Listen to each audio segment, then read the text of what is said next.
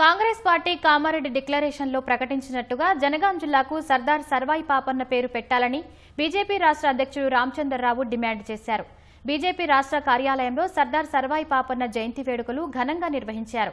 ఆయన చిత్రపటం వద్ద రామచంద్రరావు, ఎంపీ ఈటల రాజేందర్, మాజీ గవర్నర్ బండారు దత్తాత్రేయ, కాషాయ శ్రేణులు నివాళులు అర్పించారు. సర్దార్ సర్వాయి పాపన్న బడుగు బలహీన వర్గాల కోసం పోరాడారని రామచంద్రరావు కొనియాడారు. కాంగ్రెస్ పార్టీ తాము అధికారంలోకి వచ్చాక జనగాం జిల్లాకు సర్దార్ సర్వాయి పాపన్న పేరు పెడతామని కామారెడ్డి డిక్లరేషన్లో ప్రకటించారని గుర్తు చేశారు.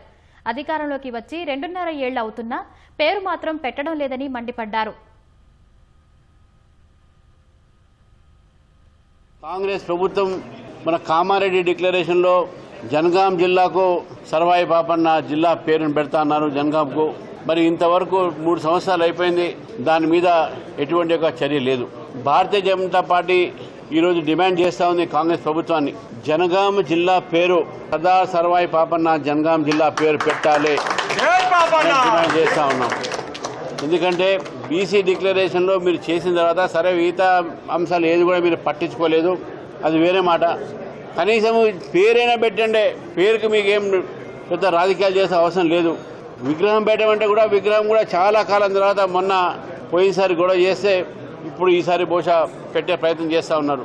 కాబట్టి వెంటనే జనగాం జిల్లా పేరులో సర్దార్ సర్వాయి పాపన్న జనగాం జిల్లాగా మార్చాలని చెప్పేసి కూడా మేము ప్రభుత్వాన్ని కోరుతా ఉన్నాం.